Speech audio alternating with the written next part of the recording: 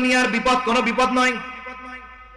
চক্ষু দুটো বন্ধ হওয়ার সাথে সাথে সব মুসিবত বিপদ শেষ। এত টাকার দরকার, এত সম্মানের দরকার, গাড়ি দরকার, বাড়ি দরকার, সম্পদ দরকার, বলেন তো চোখ বন্ধ হয়ে গেলে আর কিছুর দরকার হবে নাকি? আসল মুসিবত হলো কিয়ামতের ময়দানে।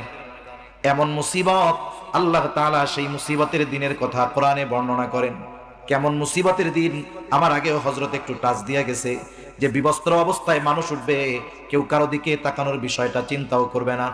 এই দুনিয়ায় যেই মানুষগুলো আমার আপনার আপন, মা বাবা, সন্তান সন্ততি, বন্ধু, যা বলেন না কেন, কিয়ামতের দিন কেউ আমার আপনার সামনে আসতে চাইবে না। আল্লাহ তাআলা কোরআনুল কারীমের মধ্যে বলেন, ইয়াউমা ইয়াফিরুল মারউ মিন আখিহি ওয়া উম্মিহি ওয়া আবিহি ওয়া সাহিবাতিহি ওয়া বানিহি লিকুল্লি ইমরিইম মিনহুম ইয়াউমা ইযিন শা'নুন ইউগনি।